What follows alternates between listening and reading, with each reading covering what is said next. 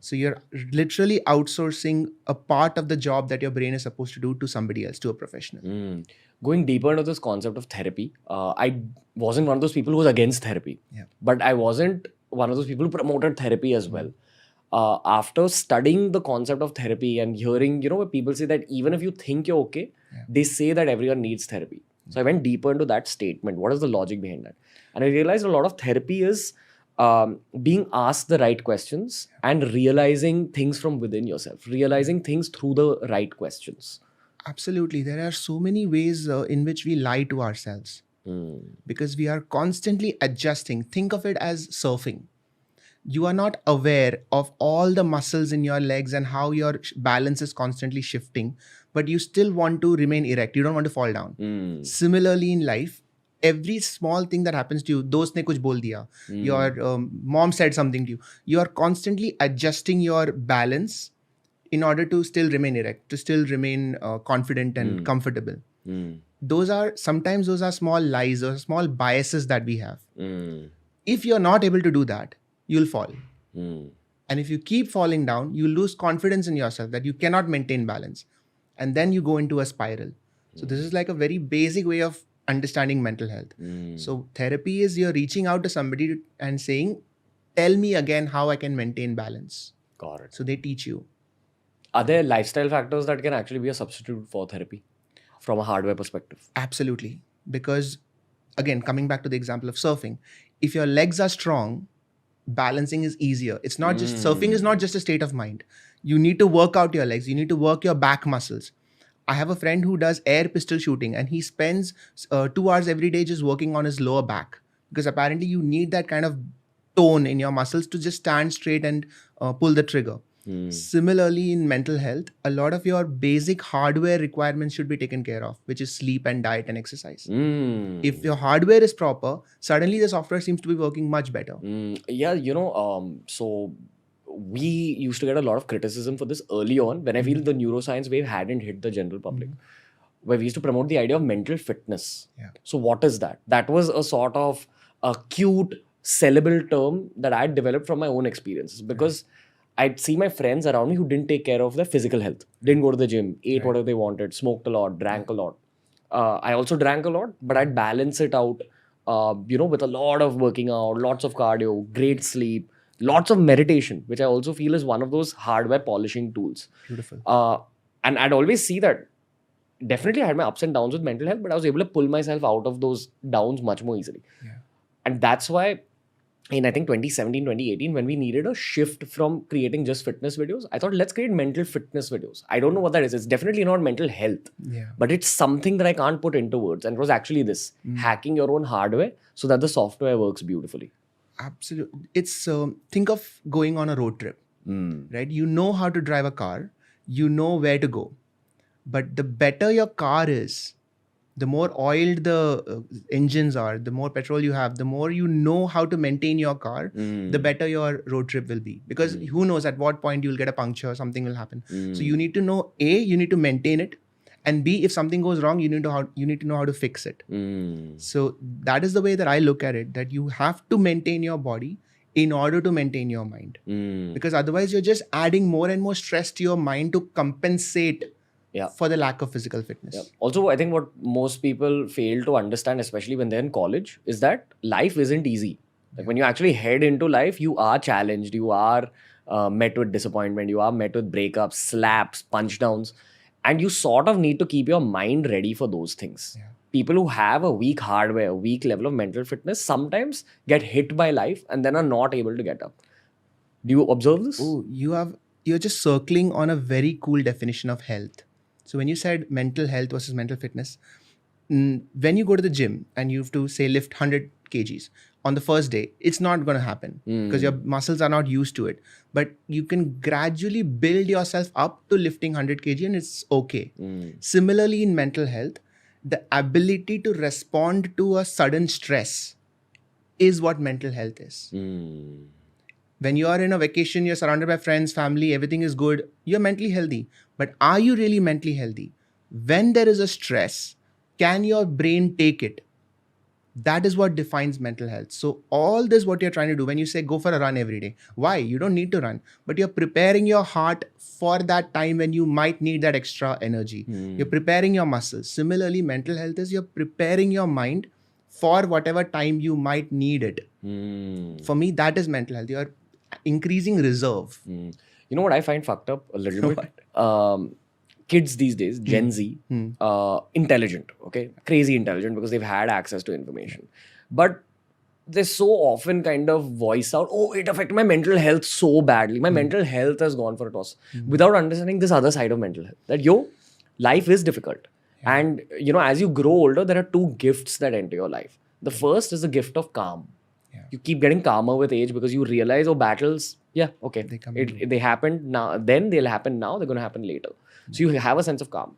The second gift is that if you're lucky, you often discover these hardware polishing tools. Rather than addressing just your mental health and saying, oh, my mental health has gone for a toss, why not change that sentence in your head? Why not change that thought and say, my mental health isn't in the best place. But let's, from today, focus on action, focus on working towards my mental fitness, which could even begin with, let's just focus on sleep, getting great quality sleep. Because sleep has power, and I'd love for you to, one, explain the biology behind everything that I said, and probably towards the end, highlight specifically the biology of sleep. The thing what you said about kids saying my mental health is fucked up, on the one hand, I love it that there is more awareness about mental health. It's great that people are aware that mental health is something that can get fucked up, because we have gone a full circle. Earlier, the thing was don't talk about mental health at all. It's a taboo. And now we have gone to the other extreme where everything is mental health. Every small stressor is, I'm not mentally fit to do this anymore. In a way, great for the conversation, spread the word. But at the same time, the pendulum has to swing back towards the middle again, where you realize that mental health is everything.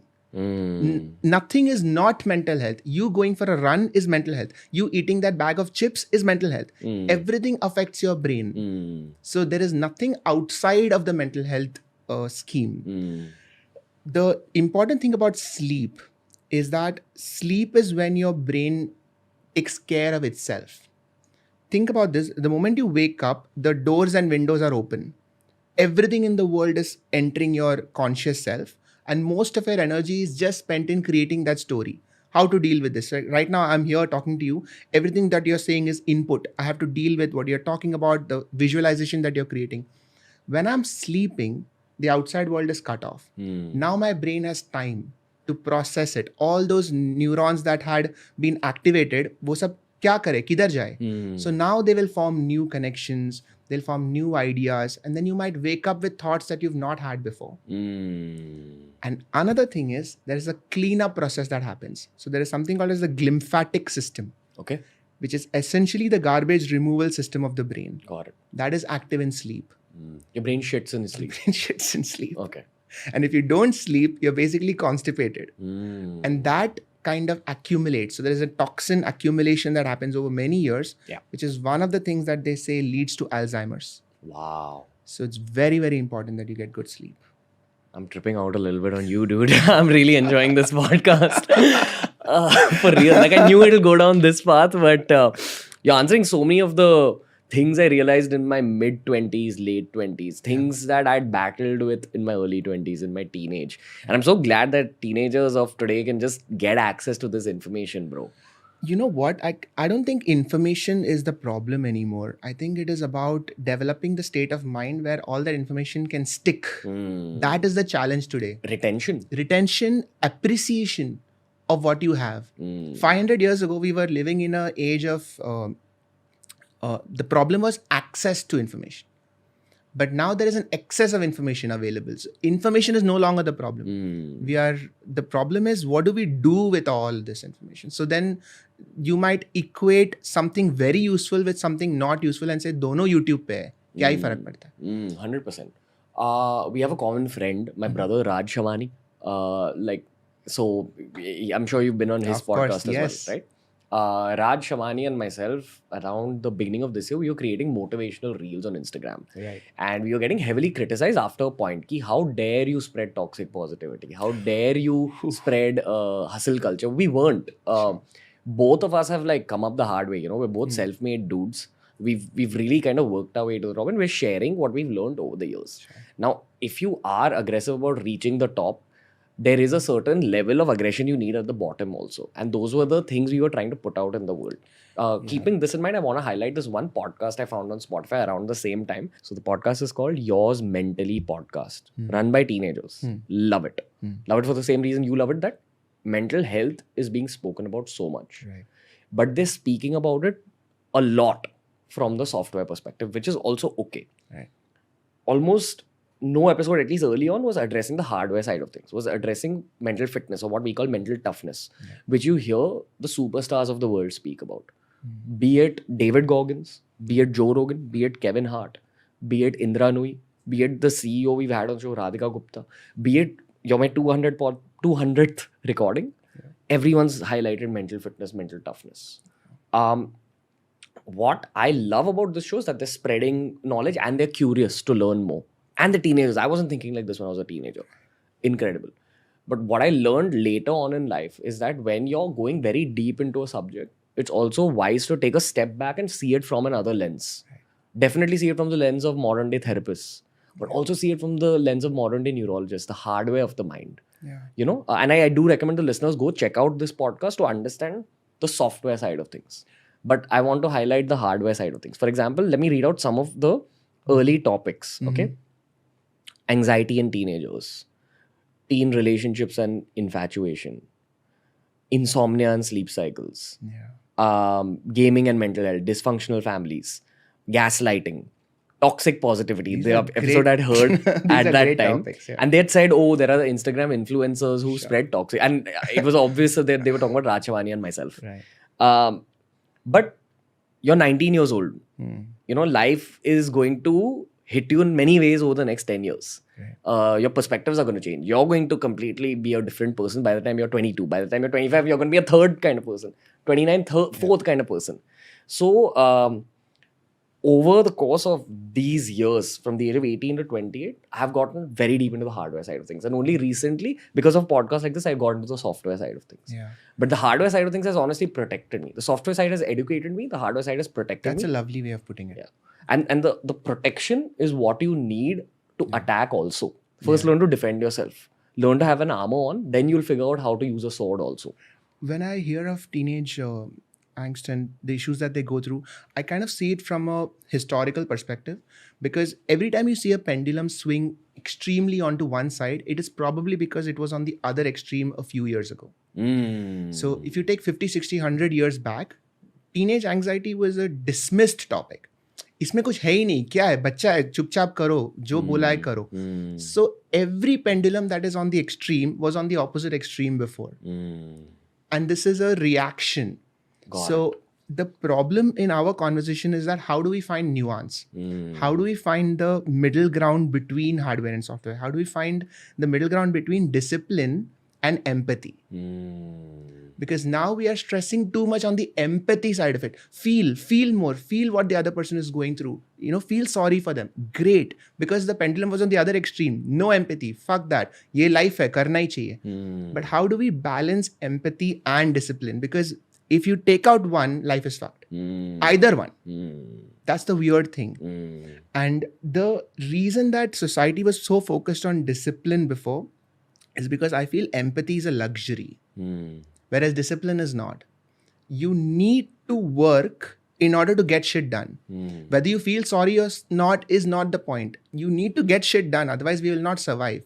But as we evolve as a society, I think we have been afforded the luxury of empathy. Now we can work and still feel things, which is great. But we need to bring discipline back. Yeah, I mean, in no way was I trying to attack those kids. Right. I'm appreciating them. Yeah. But what I'll also highlight is Gen Z. Yeah. I've seen two distinct types of kids nowadays. And I've asked my Gen Z friends about this. Is this true? And they've all said yes. What? So the two distinct types are, one, hustlers, self-improvement, all forms, fitness, spirituality, entrepreneurship, personal finance, all of it. Becoming a better human. Sure. Second one doesn't care. Second one's like, yeah, whatever, cool. But all of them are extremely sensitive, which has its pros and cons. The pros are that the world is becoming more empathetic. Yeah. The con is that where do you draw the line in terms of taking offense towards small things, which is why cancel culture has even risen as a Right. thing. Right. I assume that basically this is the first generation of human beings that has had this level of information since the time they were babies. Yeah. Right? Yeah. So they are very, very aware of things, and that awareness has caused the increased level of sensitivity. But what they don't understand is the older generations haven't lived in the same world that they lived. Yeah. So they view things slightly differently. Older generations sometimes enjoy darker humor. You know, when was the last time you saw a great comedy film? For us, it's Hangover for our generation Sure, yeah. in 2008, 2009. I'm talking about English comedy. You go see that film now, they wouldn't be able to make that film today. Joe Rogan keeps talking about Most this, of it, yes. Tropic Thunder, Hangover. Friends wouldn't have been possible. Seinfeld wouldn't have been possible. Yeah. So the whole world definitely has become more empathetic, and people care about causes, which is fantastic. The environment, you know, mental health. Yeah. But it's sort of also become what we call snowflake society. Extremely sensitive. Yeah. What do you think is happening to the human brain? Like, why is that generation being like this right now? I think it's an outcome of teenage, and I think they'll change over time. Yeah. Also, this particular generation, they go all in on their feelings. So if they love you, you're their god, and if they hate you, they will go to any degree to bring you To down. bring you down. This is a lovely thought process that what are you threatened by? The idea of being threatened hasn't changed. The biology of being threatened hasn't changed. It's just what are you threatened by? 10,000 years ago, you're threatened by a tiger. Some animal is coming to kill me. So how do I escape it or how do I kill it? As time goes, the same biology, but the focus of that threat is different. It could be an army. It could be an angry brother. It could be somebody coming at you with a knife. And gradually it is the government. It's the police. No, it is now it is a tweet. It's a concept. It is abstract. Abstract things are threatening me now. So in a way, if you study what has been threatening you, we are actually studying the evolution of humankind. Because we are going away from animals into concept constructs threatening you. So a monkey cannot get threatened by the idea that somebody tweeted something, right? The tweet doesn't exist, the concept doesn't exist, the story doesn't exist. But now we are getting threatened by just abstract things.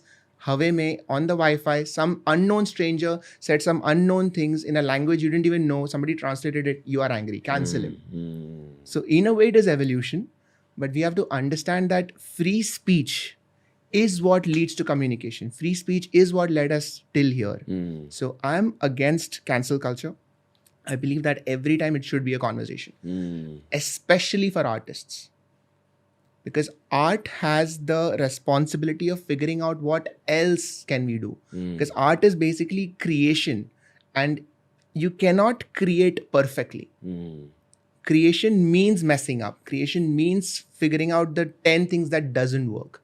So I feel that canceling an artist, I feel, is counterproductive to our own evolution. And most cancel culture happens because of teenagers. This is one thing I've observed. But what they need to understand about biology is that your brain is still being molded right up to the age of 25. Yeah. Even beyond. Even beyond? Yeah. First, could you explain that 25 mark? Because this is what I've read. I think I heard it on Huberman. Yeah. What actually happens up till the age of 25? And then could you explain what happens beyond also? So think about this. Think of it like a tree. The roots are there from the moment you're born. So the basic structure is there. And then as the tree grows, the stem, the initial branches, they all develop during your early childhood years. But the tips of the leaves, the things that you actually see from outside, they keep on evolving till you're 20, 25, 30. So that is the prefrontal cortex. So literally like a tree, it goes from your neck up and all the way to the tip of your forehead. So the evolution happens in this way. Wow. So your prefrontal cortex, which is the part right behind your forehead, that is the most recently evolved part of the brain. Got it. So the base is your spine, your medulla oblongata. Correct. The section at the back of your brain. Got it. So it's literally called a stem. It's the stem that holds the brain. Okay. And you're born with that. That doesn't change throughout your life. And then above that is the limbic system. That is where the emotions are. That constantly evolves.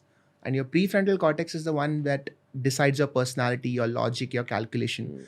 That is immature till the time you're 16, 17, 18, 25, 30. It keeps on evolving. Got it. And basically, your personality evolves depending on the stimulus, as in what is outside. Exactly. So, if you read things, you can evolve your personality. If you choose to be with certain people, if you choose to cut off friends, your prefrontal cortex will actually physiologically change. The networks will change, the connections will change. Because what goes in decides what stays. Could you highlight this a little more? Like your networks will change. Is this the concept of what we call neuroplasticity? Yes, absolutely. So neuroplasticity is when neuron A, who has never talked to neuron B, suddenly realizes that, oh, you guys are right next to each other. Let us shake hands. And neuron A talks to neuron B, and that is a new connection. Just 1 second, bro. I don't think people understand how many neurons there are in the brain. Let's start with that. Okay. Yeah. So, and is it true that you only use a very small fraction of the total number of neurons in your brain? Okay, let's deal with that. So first of all, in the brain, there are more than 1 billion neurons. Each neuron talks to another neuron through something called as a synapse. And there are more than 1 trillion synapses. So this is the basic hardware of the brain. All of us have this. The difference between you and me and everybody, why are we so different if we are all having the same number of neurons, is the way that they are connected. That could be unique. That is unique. No two human beings have the same connections of neurons. That is what decides your personality. That is what decides your thoughts, your dreams, all of it, your voice patterns. So when you learn, when you say that people only use 10% of their brain, that is not true. All neurons are being used for all of us. But what is the efficiency of those neurons? What is the efficiency of those connections? So for example, if I want to tell you something and I want to tell Raj something, but I can't talk to Raj, I will tell you to tell Raj. That increases the time it takes for that thought to happen. But if you give me Raj's number, I can directly talk to Raj. So that increases the speed of thinking, which is also what a reflex is. So the first time you are playing cricket and somebody throws a bouncer at you, you have no idea what to do. But the 100th time you're playing cricket, you already know that you have to step back, lift your arm, hook a shot. So that is your brain learning. So neurons that haven't connected now connect. And suddenly you have a new skill.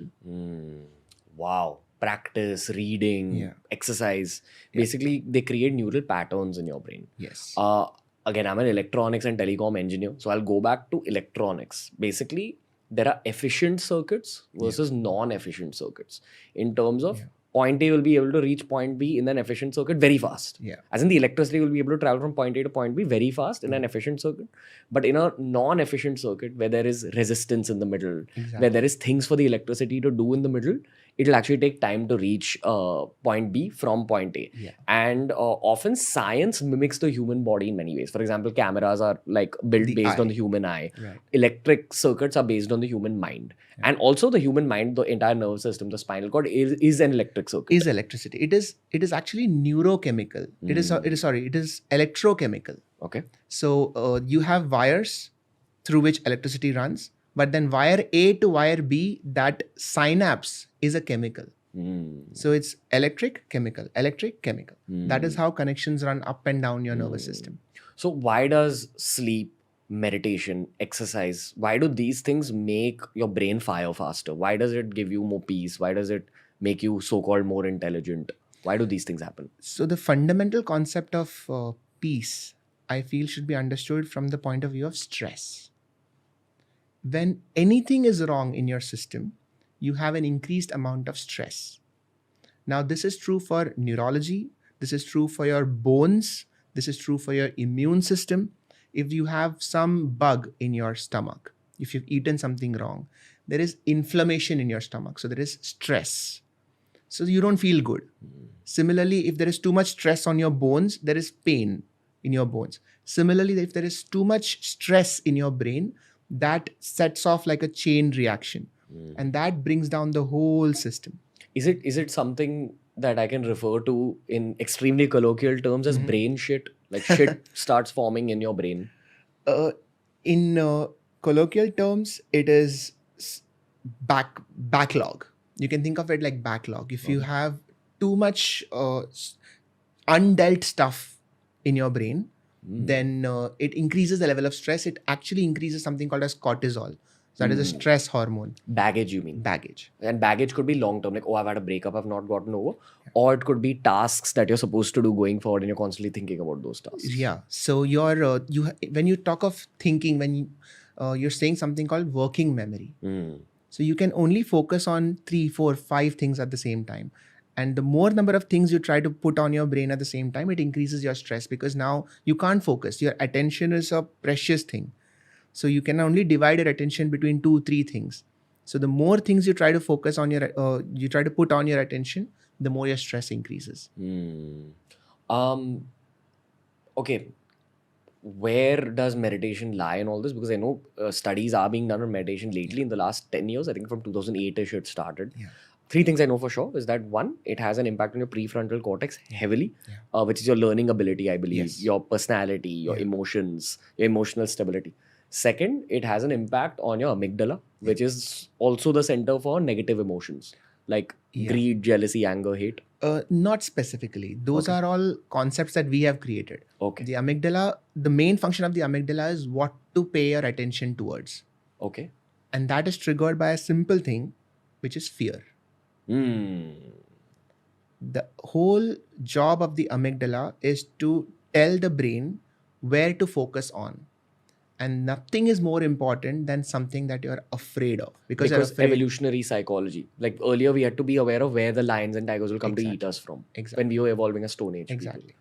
So if you have, say, a bunch of fruit on one side, you need it. You want to eat it. It's good for survival. But if there's a tiger next to it, it is the role of the amygdala to tell you that ignore the fruit, pay attention to the tiger, because that is what is more important for survival.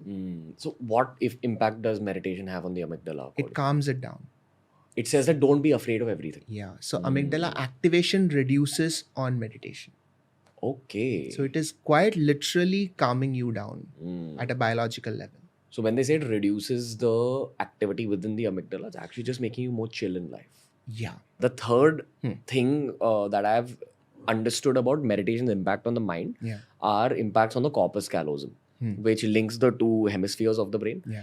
It effectively, in layman's terms, increases your processing power. In a way, yeah. The corpus callosum is this doorway between the right and the left part of the brain. So the 2 halves of the brain talk to each other through the corpus callosum. It is always talking to each other. One interesting thing that the meditation does is it cuts off the outside world without you falling asleep. Right. So meditation is that zone between awake and asleep.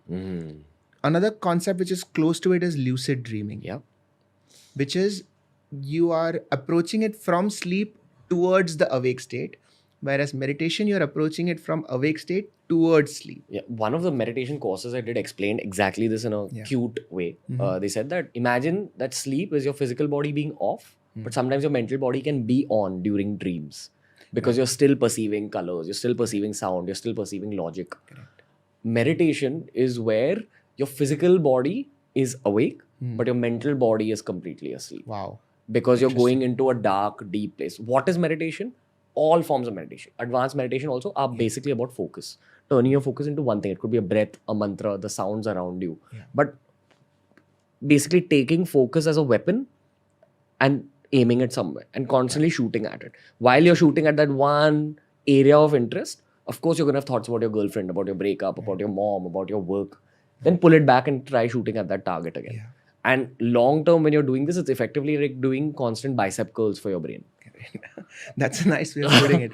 If you imagine everybody around you walking around with a torch, okay, at any given point of time, that torch can be pointed only towards one thing. Imagine the whole world is dark and everybody has a torch. What they are pointing that torch towards is what their mind is seeing at that moment. So all of us right now can only have one functioning thought at the same time. It could be for a millisecond, but that torch is on that thing for that millisecond. So if I say, everybody think of dog, for a millisecond, your torch was on a picture of a dog in your head. And then the torch went to somewhere else, your girlfriend or your phone or something, some beep on your Instagram page, whatever. What meditation does is, it doesn't turn off the torch, but it tries to turn the torch inwards. So now your torch is still on, but you are focused more inwards. So when you say focus on your breath, you are actually focusing on a process that is starting from the base of your brain, because breath comes from your brainstem. So you're literally turning that for power of your attention inwards inside your brain. And so you are in a loop within yourself.